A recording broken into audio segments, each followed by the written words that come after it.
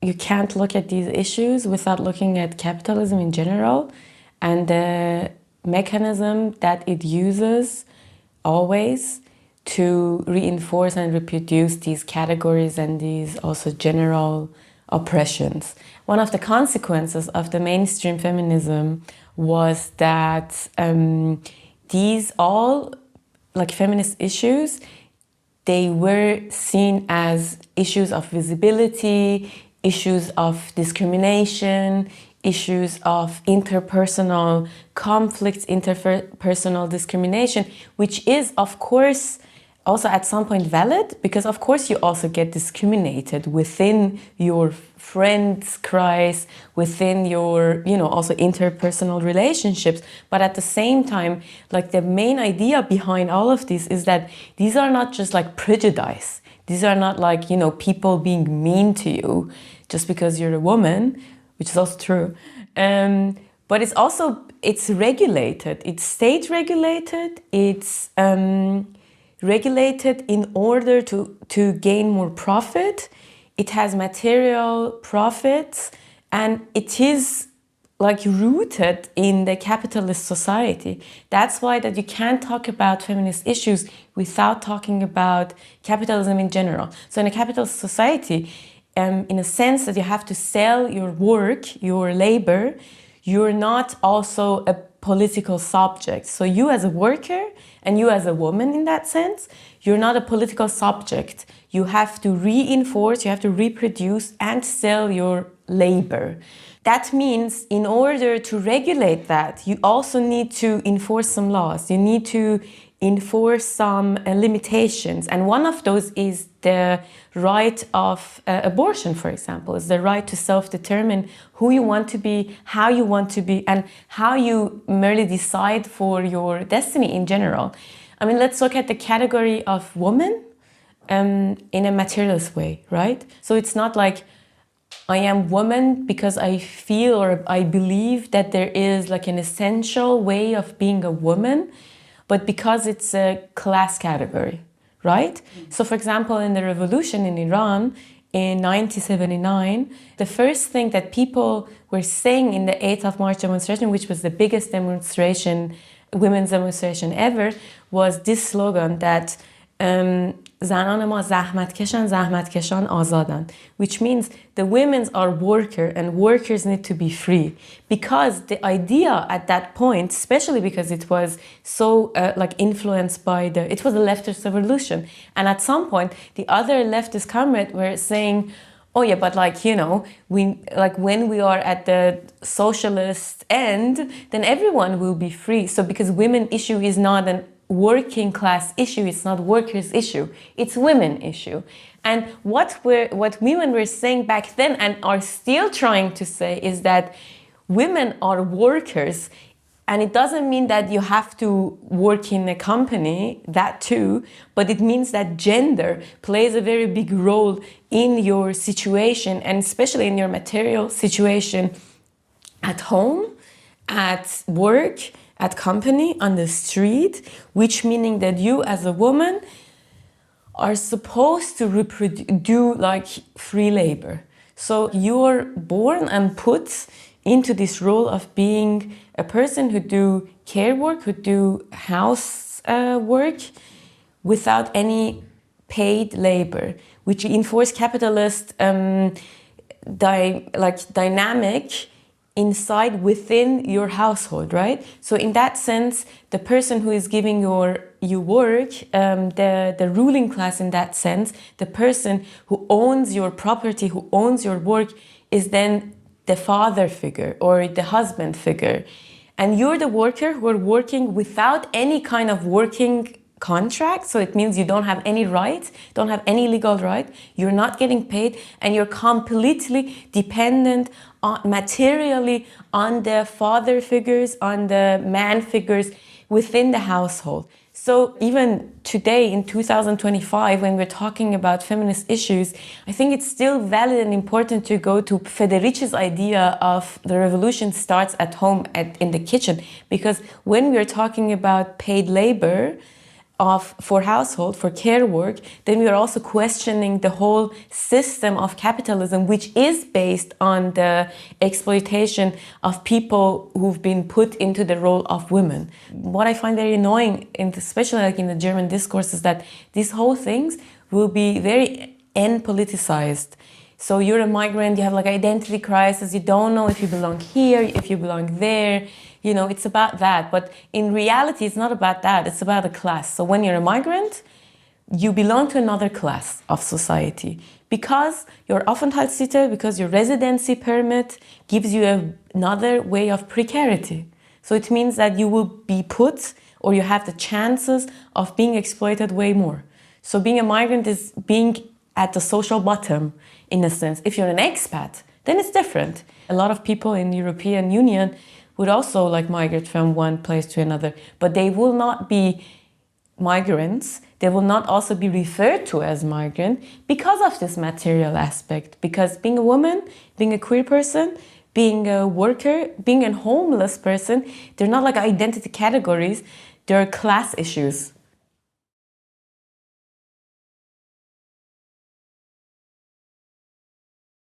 So when you talked about race, racialization, and about feminist movement, you've been always told that, yeah, but this is a secondary issue because if we solve the problem of the class, then everything will be solved. And then the question which rises is that, of course, but like if you don't look at like feminist issue or don't look at racialization's issue as a class issue, then you lose to, or you fail to recognize also how capitalism reinforces different systems in order to reproduce the class society, you know? So like in Iran, again, back to Iran, is that because it has always been a struggle, it's still a struggle that very prominent people in the leftist movement, prominent men, let's say intellectual men in the leftist movement, which not even will be able to see the feminist issues or the minorities issues in general as an issue, you know,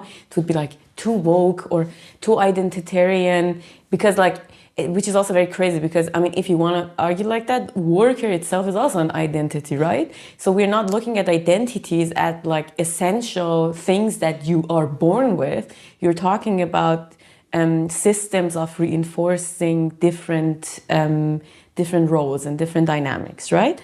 So it has always been discussed. It was always a big struggle within the leftist movement because, like, for example, in Iran, the Kurdish movement or the Baluchi movement, they've been also always very vocal because, of course, the people who are being racialized, who right to self-determination is being taken away. It's also not about that they feel discriminated or not that they just feel like not part of it. Of course, that also, but the question is that how is that being enforced? It's being enforced in a sense that like poverty is being enforced into these regions. People don't have jobs to do, people get criminalized, people get way more like hard sentences, like death penalty, for example, people in Kurdistan and Baluchistan. So it means that the criminalization, and with that criminalization and exploitation always come together. With that, of course, people are way more exploited. So it is a question of class. Like kulbars, for example, are the people who are working on the borders, right? So they're being called smugglers. So they're smuggling things and products from other countries. And it's the most, or one of the most dehumanizing condition of work, because people have to move things like refrigerators, like ovens, very big things on their back through the mountains. These are workers, but these are the workers who've been illegalized, who've been criminalized, who most of them don't have even paper, they don't have even identity paper because of being Kurdish or because of being Baluchis, that the only way to survive is that for them to do smuggling jobs, let's say. For that, you also get these penalties. You also get like death penalty, but at the same time, you don't have anything else that you're like completely illegalized. And it's a business plan, right? So it's not just like something random, is that it's a top higher way of exploitation that you're reinforcing on the racialized people. And that's how the class society works, by exploiting these people who are also already under oppression, under different kind of oppression, like racial oppression, gender oppression, and in general violence. So the question is that how the state violence is being also reproduced and distributed within these groups. And then you see that people who get completely removed from the public spaces are the people who also get more exploited, right? So the fact that the streets are not safe for you as a woman, as a queer person, as a trans person, is not just a violence that somebody reinforces on you, but it's also state violence. It also gives a territory that is regulated by the states of who is able and who is allowed to be part of the public and who should be put back into private, who should be put back into home, to go back to the not paid reproductive work. So they're all very connected.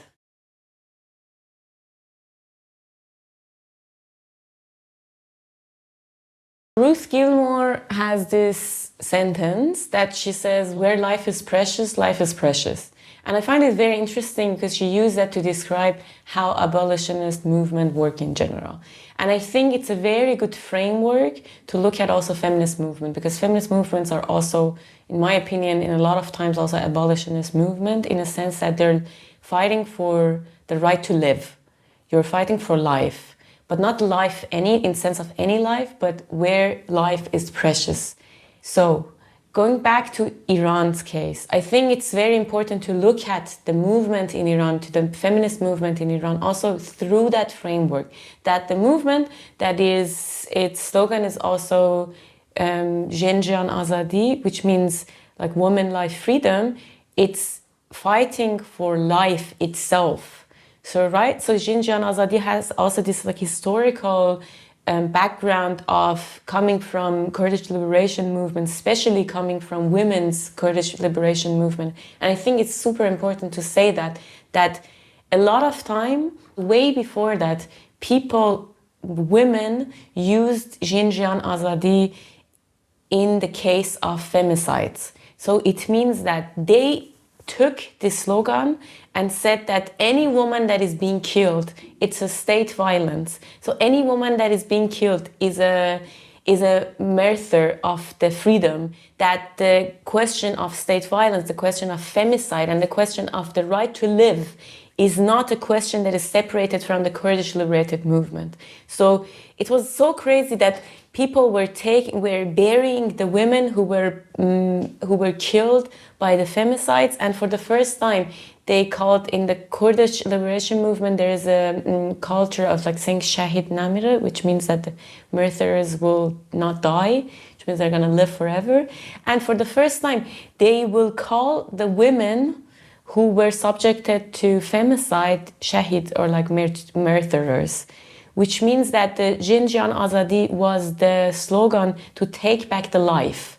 In that sense, I found it very liberating, because then when we come back to like the other leftists, somehow the narrative over the dictators in the other countries, especially like in the Middle East, is that they're actually the resistance. So they're the resistance against the Western imperialism because of this like classic view about imperialism, that, oh yeah, there's only one imperialism and that is Western imperialism. So any kind of other kind of colonialism or fascism is not even being worth to recognize, which is in itself is also, I think, very racially biased, because you think other people in other countries are too stupid to be fascists, right? So you think fascists exist now in the European continent, and other people are like, you know, living in harmonically together. No, like fascism or imperialism or even capitalism is not only something that happens in Europe or in US, but it happens also in other countries.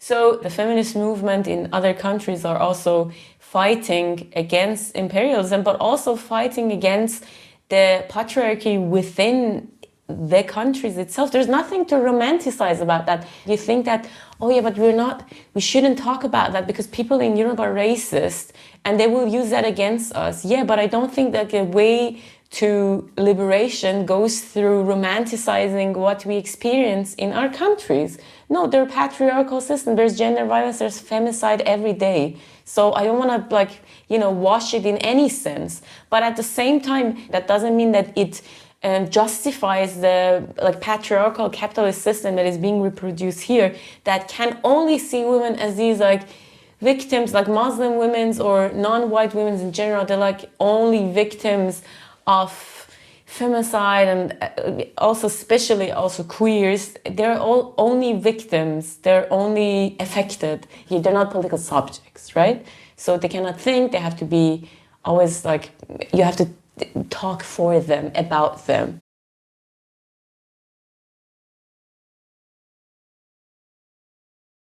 Looking from a feminist perspective through the situation in Gaza and in Palestine and in Israel gives us, I think, again, another way of looking at it, that the life is being ruined right now. So many people have been killed, so many people have been displaced, so many people are living in horrible conditions.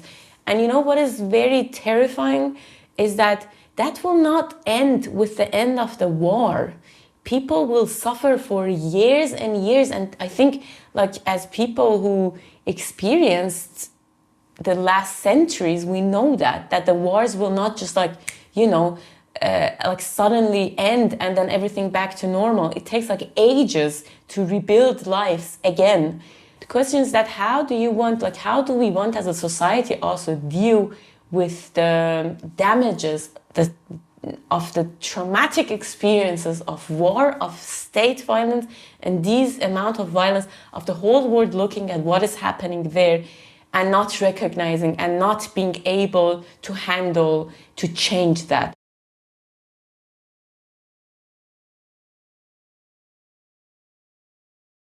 I think for a lot of migrants and for a lot of refugees, migration is somehow like a, class jump in different ways, right? So for example, for me as a person, because you have very different kind of capital when you're living in another country. I have people that I know, I have the home of my parent where they live. So, I will not sleep on the street. I have some people which I can also count on. That would change when you migrate, right? So you feel very alone, I think a lot of times materially, because you don't know, I think the first thoughts that I had in the first year was that, oh my God, if something happened, if I die, nobody would know. Because I'm living in this WG and I don't know, I had a lot of friends, but at the same time, it will take a while till they recognize that I'm dead.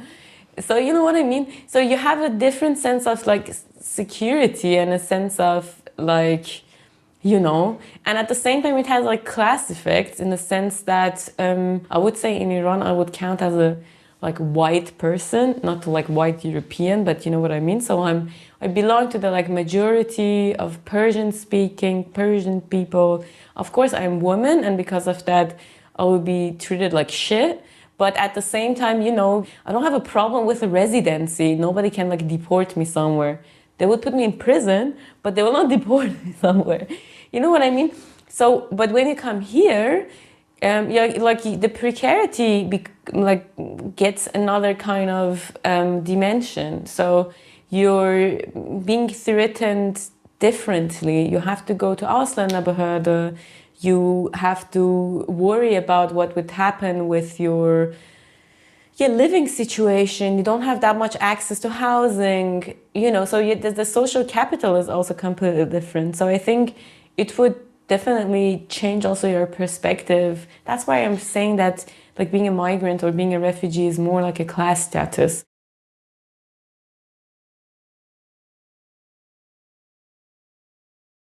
I've been in the last years part of different feminist organizations.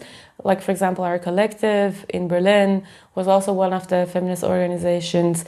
We were only also Flinta people within the organization, but it wasn't a criteria. That happened. even like within our networks of friendships, for example, even within our networks of like personal relations, I think like the gender roles are being enforced like very, very strong, which means the question that always remains is that, you know, when I experience domestic violence, who is taking care of me? Who is the person who I'm gonna call? Which friend is that, you know, I can go to at 4 in the morning? And the question will also like rise other question of like, you know, who is listening to what I say? Who tells me I'm coming with you to the police? I'm coming with you to the doctor. I'm coming with you to the abortion center. So, and then unfortunately, I cannot find examples of people who are not like Flinta in these examples, which makes me very sad.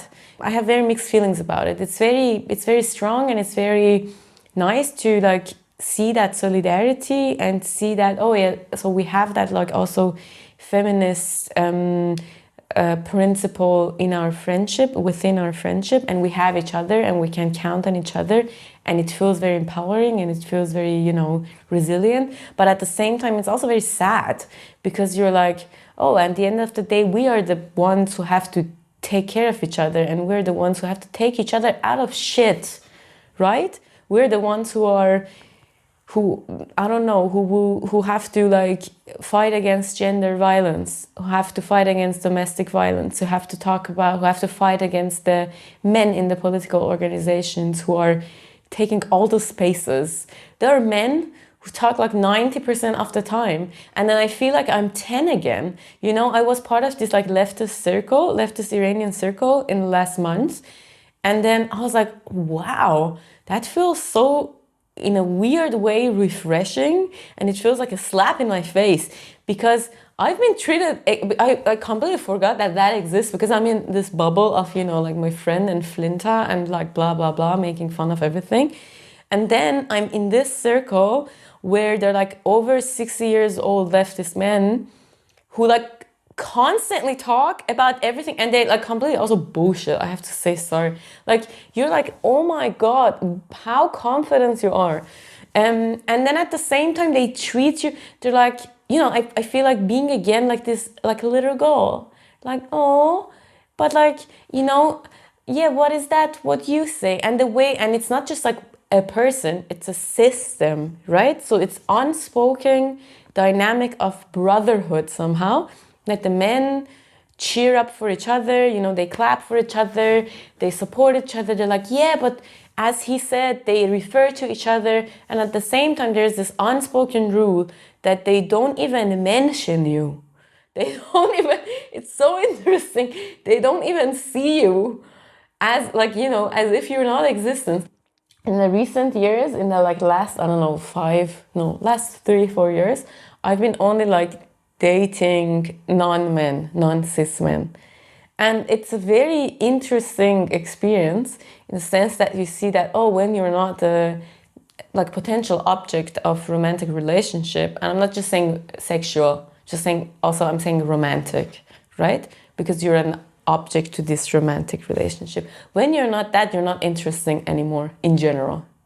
And then it was a struggle, I would say also privately for myself, to say that, oh wow, I didn't want to lose that. I want to lose other things, but I still wanted to be to be at least treated as a person with like opinions. So yeah.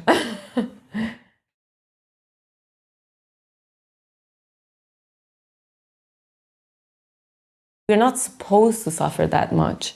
It doesn't, it doesn't get, because I think there's a lot of like way of thinking about like suffering in general, and that like, it makes you a strong person, it gives you more resilience. We don't have to. We were not like, if the